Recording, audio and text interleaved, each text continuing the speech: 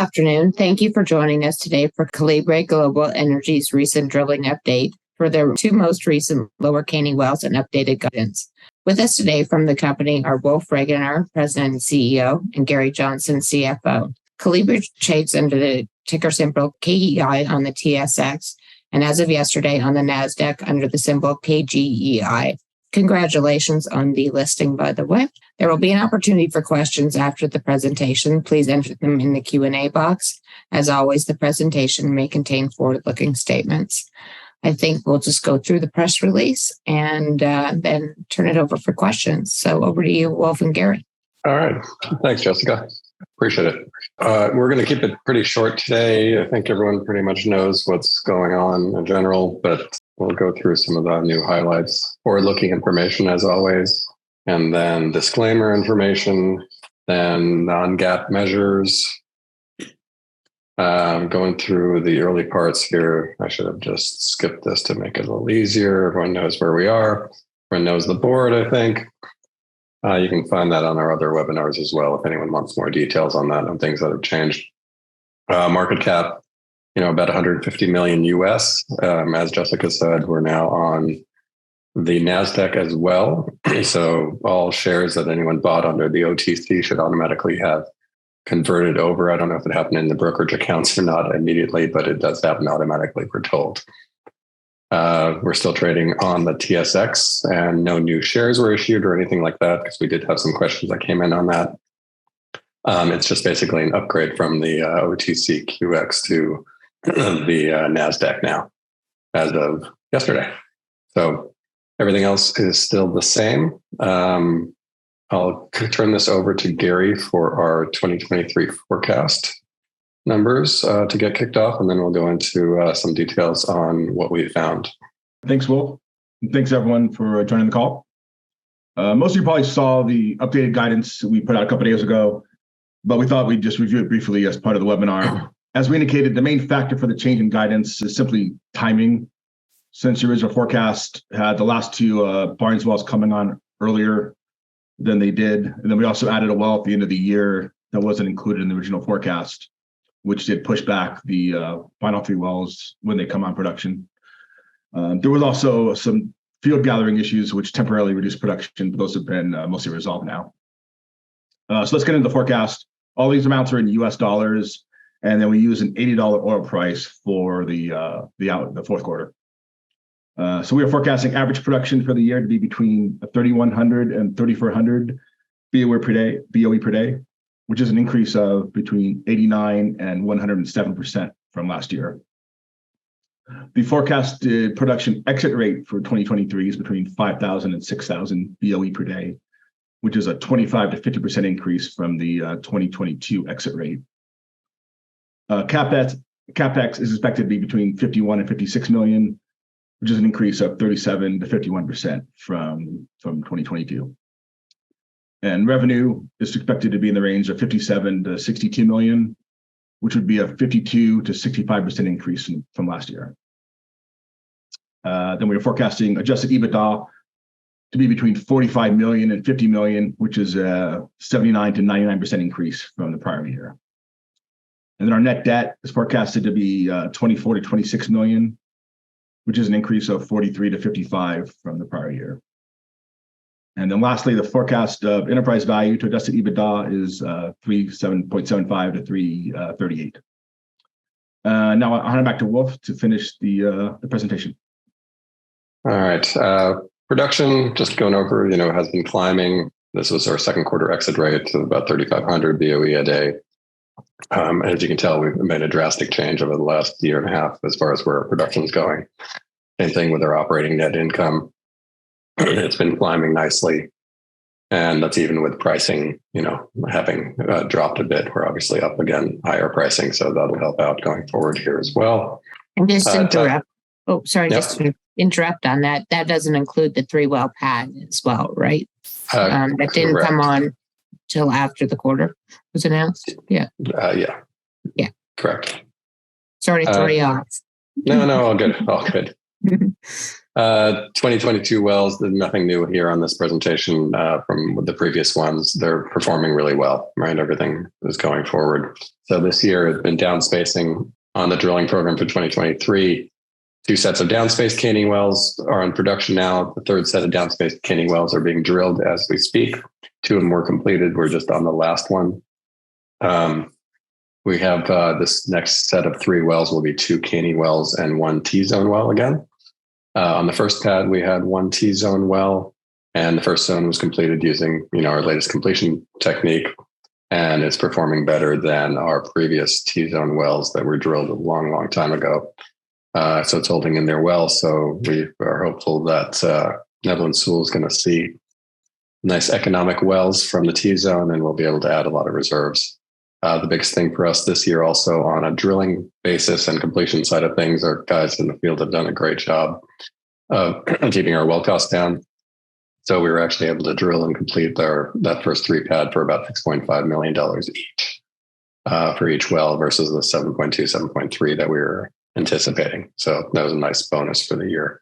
We expect these wells to do the same, if not better. We're drilling them a little bit faster right now as well. So we'll see how these come in cost-wise when we're all said and done.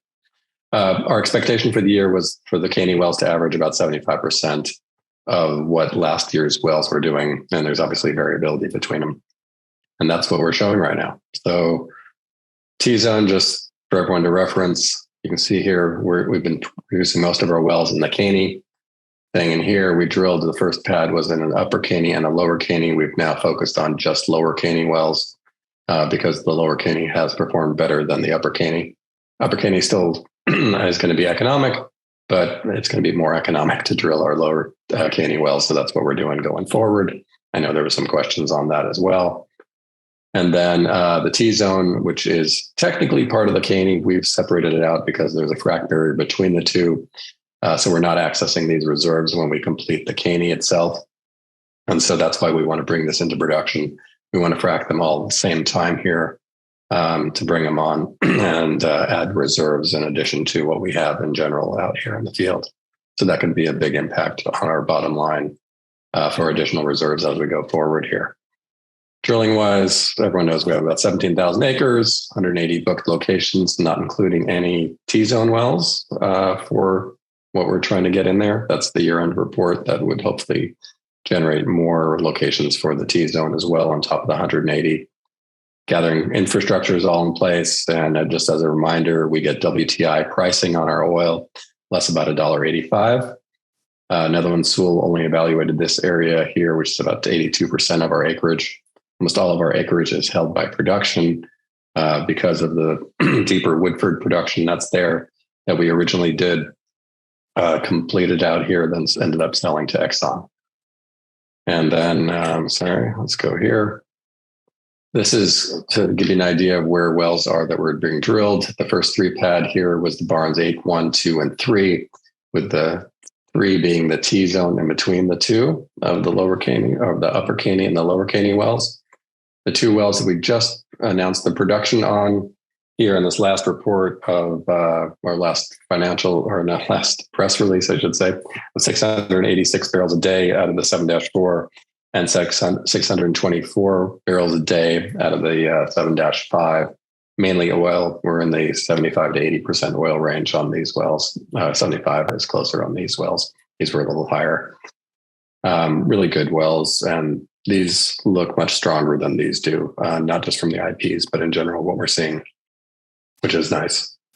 And then what we're drilling right now is the Emery, the 17, 3, 4, and 5, with the 17-4 being the T-zone again in the middle of the other 2 lower Caney wells. Reserves, just emphasizing that year after year, Netherland, Sewell has been increasing their PUD reserve numbers of what's estimated to be pulled out. Ultimate recovery from these wells shows the reservoir is doing really well and holding up well.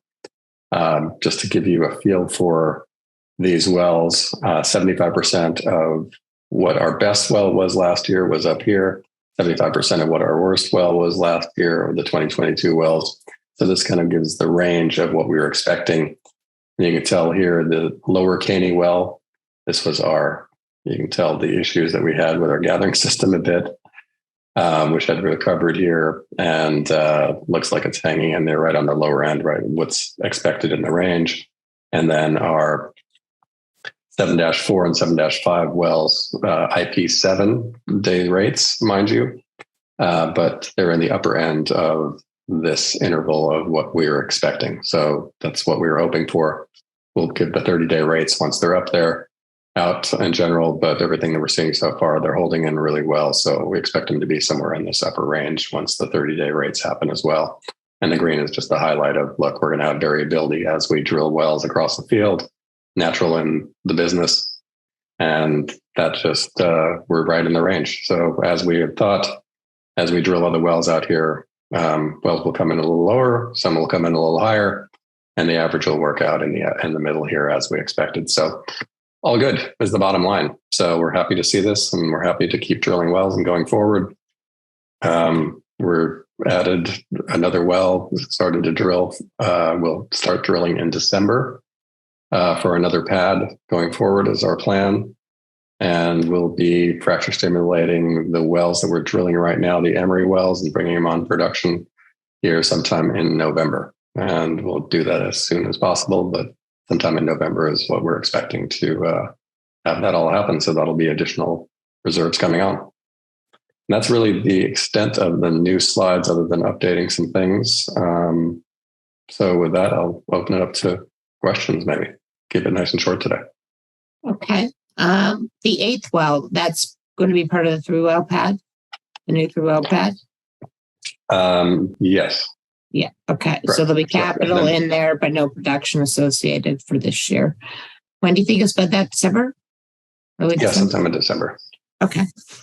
That's really, I mean, in your press release, you said that was one of the reasons why you're increasing your guidance, but it's really going to have no impact to your guidance for the end of the year. No, just CapEx, right? Yeah, CapEx is a little higher because you start spending money, but you don't see the production of that until early next year. We did add a well from the first year forecast. We had, I believe, 6 or 7, and now we're doing 8. Right. Yeah. That will be put up in production at November. So. Yeah. Okay. And so, now you said that both the wells are still cleaning up. You're seeing no change really in production rates. Improving? Yeah, they're looking strong. I mean, at some point in time they'll start declining a bit, but so far it's holding in there very strong. They're very, very calm, flat, what you want to see. So it's nice. And your last 2, as you discussed earlier, your last wells came in well under budget. How about these two wells that you just drilled? It should be about the same range. So we'll be in that $6.5 million range. That's $1 million less. Well, almost $1 million less. You were drilling before for 7.2. So yeah, 700,000 to 800,000 less. Yeah, it's a big difference. So it's nice. Yeah. Now, do you think you hit this sweeter spot in the reservoir with these 2 wells? Obviously, there's variability within the reservoir. Yeah, these were offsetting wells that were a little on the higher end in 2022. Mm-hmm. And, the Barnes 8 wells were offsetting wells that were a little on the lower end of 2022. So it's coming in right about what we expected, which is about 75% of what the average is from last year. So It's really variability in the reservoir that you really can't see, and you don't know the aerial extent of it until you start drilling. But it should all average out as you drill across the field and in the sweet spot of the field, which is all these wells are going into that. Okay. Now, just there was one question from the audience. This will apply to prices. What are your thoughts, given the Exxon Pioneer deal, both in terms of valuation multiples and availability of oil field services going forward, and concern that service provider availability might tighten following the closing of that merger, given the hugely increased scale of the combined entity in the Caribbean? I'm hearing more of the opposite. Is that usually we don't know what Exxon doesn't equal 2. Yeah, we don't know what Exxon's going to do, but all mergers so far have actually reduced the number of rigs running and thus completion equipment that's running as well. So it's hard to say what Exxon's going to do. I'm not going to guess that, but Pioneer was, developing their fields as they saw prudent as well. They were returning money to shareholders, and I think that's similar to what Exxon's doing in general. So until we hear anything different, you're hearing rigs still being laid down, and there's not been a big increase, even though oil's in the 80s, I'll call it 80 to 90, which is unusual. Normally you see a pickup in rig activity, but we've seen a decrease over quite a few weeks here on rig count. So we're seeing availability, and frankly, out here where we are, we're kind of in the middle where we can draw from different areas quite well, whether it's on the north part of Texas or part of Texas that we can draw up from, or parts of Oklahoma. We're kind of halfway between Dallas and Oklahoma City, and we've not had a big issue getting equipment in general, even when things have been tight. Have to wait a little while, but right now it's been great. So I don't foresee any big issues here. Yeah, you seem to be able to pick up rates pretty easily, as well as frac crews. So yeah, not always exactly the week you want it, but that's the way life goes, right? That's why you have little shifts one way or another at times, but nothing difficult. On the lower Caney wells, what's the depth on those? It varies with the total vertical depth. We're drilling in the 8,500 to 10,000 foot range, roughly. Sorry, my phone just trying. Okay, just one question here. The December well, in addition to the previous 8 that were planned, I think we basically just answered that question. Multi-well is going to be part of the multi-well pad to maximize utilization of the rig. Everything we drill from now on will be multi-well pads, really. If we drill one way off to the east to test that, that's not in the reserve report. That'll be a single well, but in general, everything we're going to be drilling is going to be, looks like 6 wells per section is the right thing to do for the lower Caney. And hopefully we can add T-zone wells underneath that for basically the field. That leads me to my next question: is if you were going to do a step out well for next year. It hasn't been set in stone yet for when we're going to do that. And the board hasn't seen any of it yet. So really the thought is keep drilling some wells, keep getting cash flow up. And then at some point in time, we'll decide that this is the right time to go ahead and step over there and test that. Okay. From the audience, will you reveal how many wells are presently on production? How many will come on between now and year end? How many wells are in the program for 2024, which you have not given guidance on? When the reservoir engineers are likely to give credit for the T, which they will this year, given you'll have 7-8 months of history from that first T well. And what could that add to your reserve base? That was kind of a wild guess at this point. Let me kind of tackle it backwards. Okay. Yeah, on the reserve side of things, it's hard to say what they'll give us credit for on the T-zone. We'll have quite a bit of production history showing that it works. We can show geologically across the field that the T-zone looks the same or very similar, I should say, everywhere. We'll have the second well or second T-zone with our new completion technique on here in late November. Once we finish fracturing this next set of wells, our plan will be to continue drilling wells on the T-zone. They'll see that as well. I can't even speak to how much credit they give us in the first year with having, 2. You'll have no idea until you have the discussion with them. No, yeah. I know what we believe, which is that, assuming these T-zone wells keep performing well, that it'll be across the field just because geologically that's what we see. Yeah. Yeah. So that'll be good. But yeah, what they give us credit for, we'll wait and see. So it'll lead me to another reserve question, which is let me just answer the first couple of questions. Sorry. So did I miss those? Or oh, there was like 4 questions. So I just keep jumping all over the place worries. today, I think. So with the Barnes 7.4 and 7.5 coming on, we have 26 wells in production, and then we'll have 3 more with the 3 Emery wells coming on in November. So that'll give us 29. And then, like you said, we'll start drilling for the next 3 well pad sometime in December, which will come on production in early 2024. In the new year. Okay, so everyone's clear on the number of wells that will be in this year's reserve report. And then one of the other questions was how many wells next year. We'll propose what we think the forecast should be for the year to our board, and then it'll be a board decision to approve all that as well. So our intent is to drill more wells than we drilled this year. But at some point in time, we also want to take into account potentially giving money back to shareholders in the form of dividends or share buybacks, et cetera. Oil prices stay up, these wells keep performing well. We drill a certain number of wells, we say, okay, this is where we think the production should be. And then we could start returning money to shareholders as well. But that'll be a decision to be made again in the future here.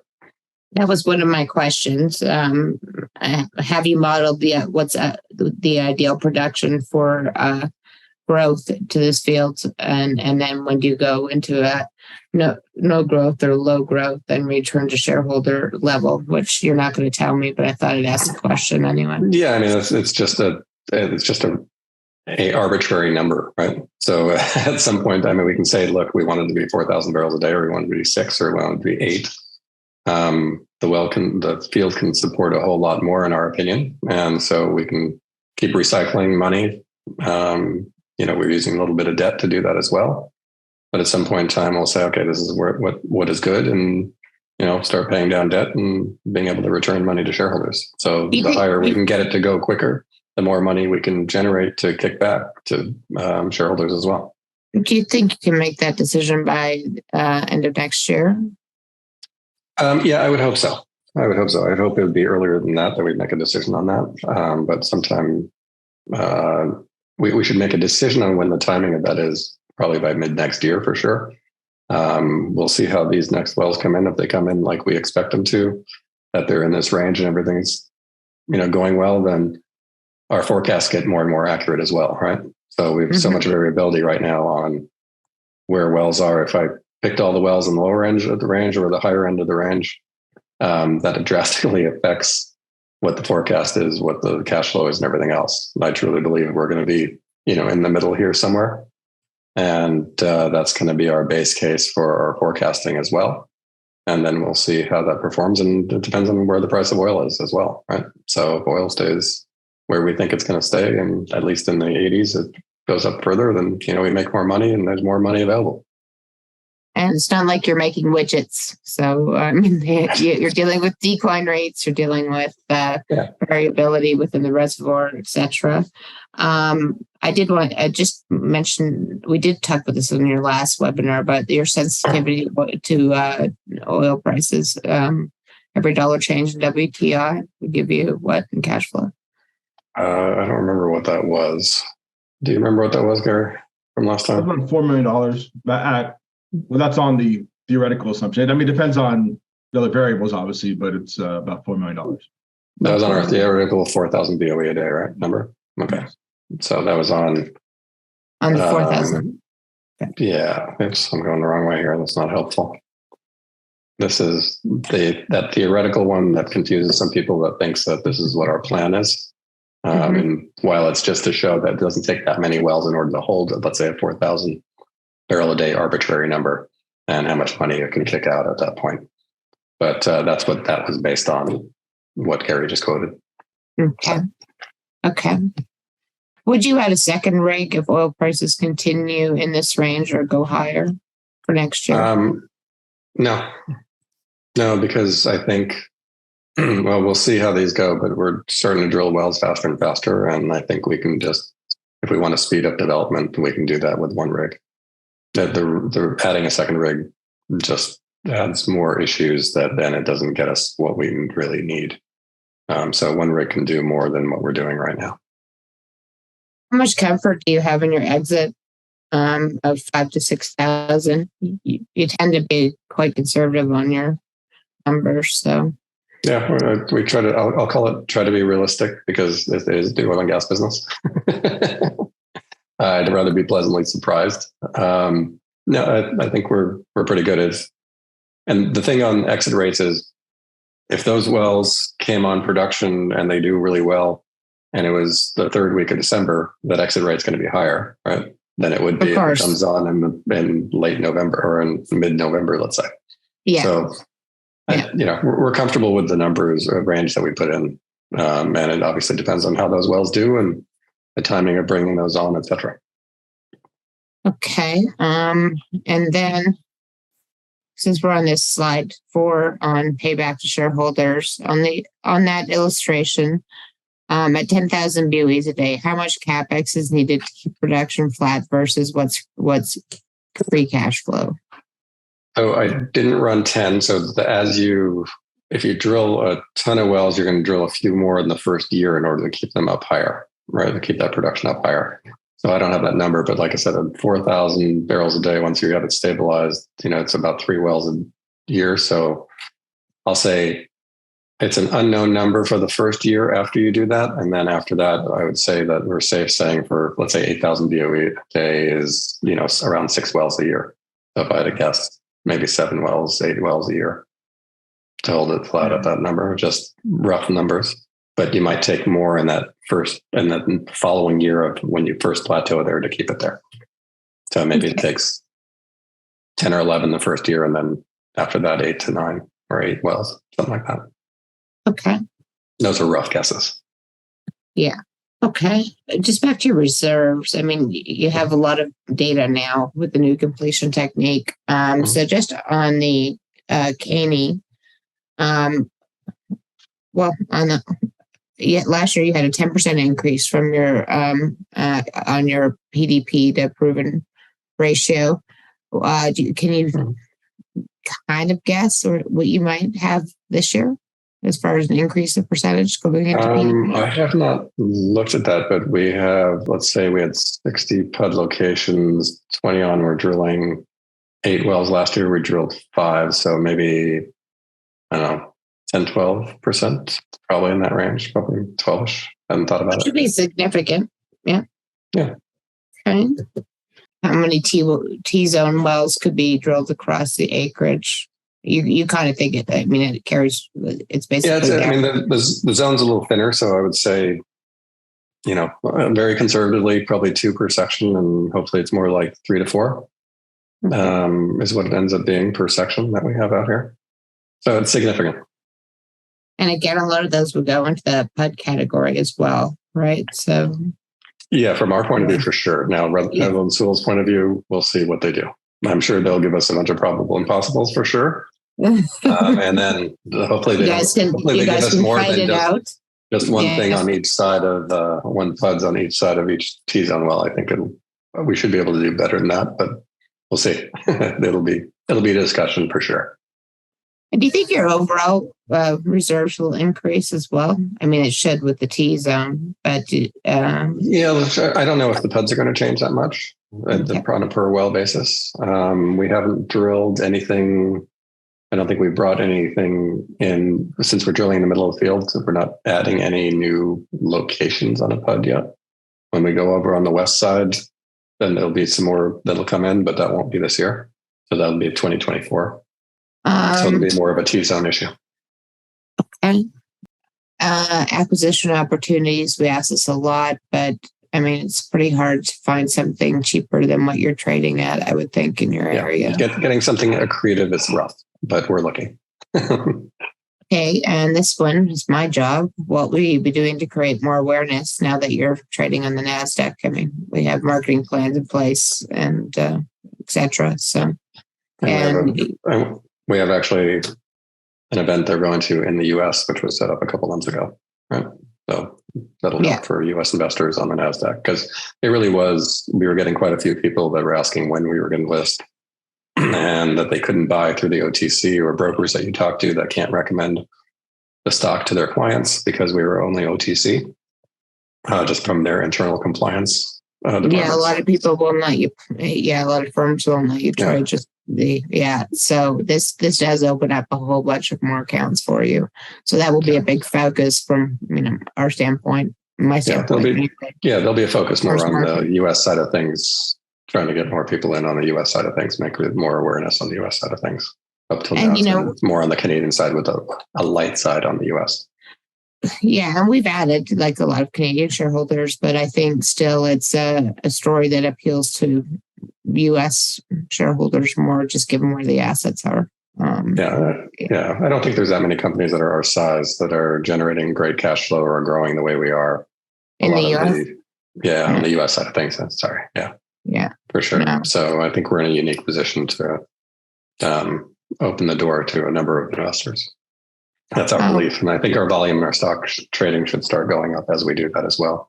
Yeah, it'll start. Statistically, adding the NASDAQ doesn't take volume away from the TSX side of things, but it just adds a lot of volume on the US side of things. It also adds other investment banks following us, or following companies in general, I should say, additional research and things like that. The stats were really pretty significant.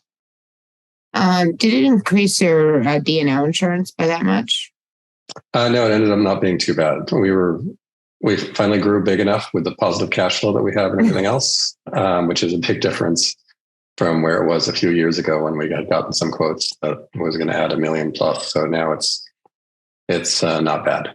So it's not a astronomical addition. So that was a big hindrance for us to doing this in the past. But this year, that really helped.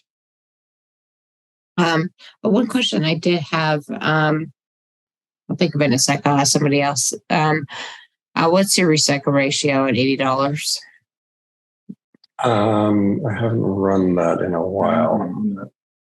Yeah, I'll have to. I don't want to quote that off the top of my head. Okay.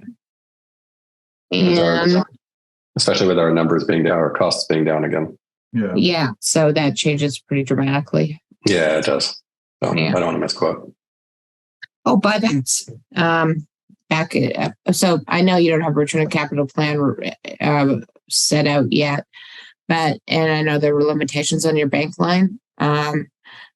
Is there any chance that they would change their view, given how much growth you've added, et cetera? They've been extremely good with you guys, changing the terms as well for what you have to hedge, et cetera. Would they let you? Do you think that they would be in a position, you could get them to a position where they would allow a strategic buyback of sorts? Yeah, I think so. I think we can get to that stage. They'll have certain requirements that they probably put on, and we've asked that question. So that's what was one of our goals. So when we have something definite, we'll and have an update on that, then we'll put that out as well. But they're reasonable. They've been great to work with. I've got nothing but good things to say about them. So I think we'll be fine on that front too, especially as we grow. By the time we want to get to that, we should have many more wells on. Production's higher, cash flow's higher. We're not looking to increase the debt a huge amount, so our debt ratio should be good. And I would think that that's something very reasonable that we can get to. When's your next bank line review? We're in the middle of it right now from the mid-year. Okay. So. One more question from the audience. Does the 2 to 4 well per section spacing for the T-zone imply 60 to 120 potential drilling locations across the acreage package? Across the entire acreage. I wouldn't speak to anything that we hadn't drilled, right? I would just talk about the core for right now. Again, that's probably me being more on the conservative side of things. But, in the core, I'll say that, it'll be, we'll probably, I'll say 20 to 40 locations on a conservative basis. Yeah, and then once you start stepping out a little bit, we'll have a better idea. And the T-zone is a little bit gassier, so that might give more energy to the stuff that's a little shallower, where we can make economic wells in the T-zone, where even if you had a little bit more risk on the Caney itself, you might be able to make good wells in the T-zone, like on the far east side where it's shallow. Okay, so our next catalyst would be the completion of this 3-well pad you're drilling right now, and then the 30-day rates on these two Caney wells. Yep. Anything I have missed? I mean, we're presenting at a conference, doing some other marketing around that. I don't think there's anything else to discuss. No, I think that's it. Any more questions from the audience? No, I think we're okay. Well, the story looks great as usual. So keep up the great work. And anyone has any questions or wants to meet with management, they can email me at jessica@adcap.ca. Thank you, guys. No, thank you. Thanks everyone for joining. Appreciate it. Okay. Thank you. Bye. Bye.